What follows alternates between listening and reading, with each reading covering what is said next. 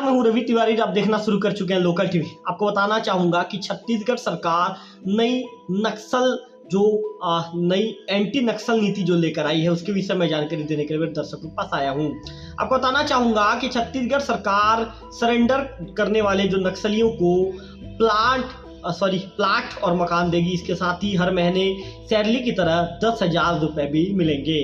छत्तीसगढ़ के जो गृह मंत्री हैं विजय शर्मा जी, उन्होंने कहा कि माओवादियों पर जितना इनाम घोषित वो भी उनका इस तरह की बातें कही गई है।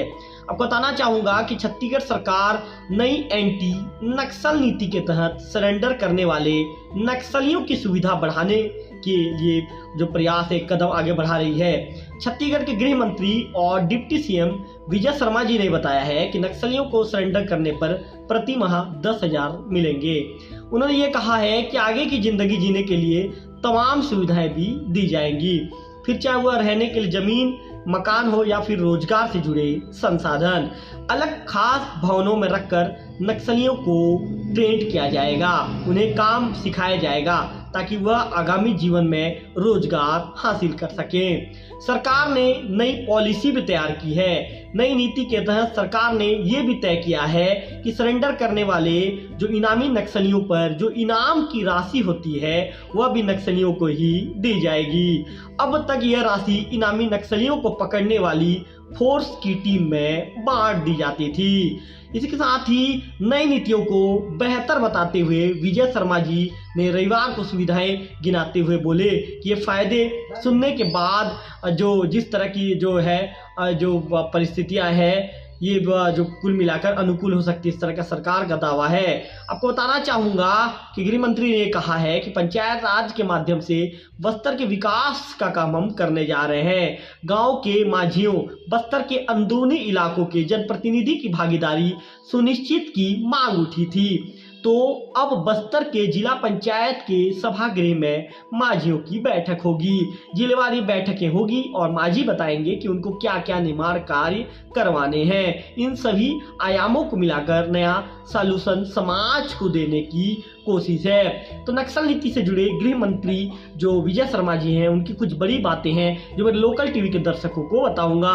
आपको बताना चाहूंगा कि उन्होंने ये कहा है कि हम अनेक आयामों में काम जो हो रहे हैं, अब हम ये भी कर रहे हैं कि सरेंडर बढ़े और लोग नक्सलवाद में ना जाएं। उन्होंने कहा कि अब बस्तर के 5 जिलों में ऐसे भवन तैयार हैं हो रहे हैं जहां पर तैयार हो चुके हैं, जहां पर सरेंडर करने वाले नक्सलियों को रखा जाएगा। इन भवनों में उनका स्किल डेवलपमेंट किया जाएगा, वहां उनके रहने खाने के 3 साल की व्यवस्था भी होगी। जो हथियार वह लेकर आएंगे उस हथियार से जुड़ी जो राशि घोषित है वह भी उनको दी जाएगी, उनको प्लाट दिया जाएगा, उनको प्रधानमंत्री आवास दिया जाएगा। ये पॉलिसी इस उद्देश्य के साथ तैयार हुई है कि लोग मुख्यधारा में आए। सरकार एक भी गोली नहीं चलाना चाहती। आईडी ब्लास्ट कर और बंदूक के दम पर गांव की उन्नति को रोक देना कब तक सहा जाएगा, उन्होंने ऐसा कहा। इसके साथ ही आगे जो गृह मंत्री हैं विजय शर्मा जी ने यह भी कहा कि नक्सल घटनाओं से पीड़ित और प्रभावितों के लिए अलग योजना बनी है, केंद्र से भी और राज्य की भी। बस्तर के युवाओं को लगातार रायपुर लाया जाएगा, उनके एजुकेशन और स्पोर्ट्स को लेकर कार्यक्रम चलाए जाएंगे। आपको बताना चाहूंगा कि हाल ही में छत्तीसगढ़ के दौरे में आए केंद्रीय गृह मंत्री अमित शाह जी ने कहा था कि 31 मार्च 2026 तक नक्सलवाद खत्म हो जाएगा। इसके बाद से ही प्रदेश में एनकाउंटर और नक्सलियों के खिलाफ दूसरे तरीकों की जो कार्रवाई है लगातार बढ़ी है।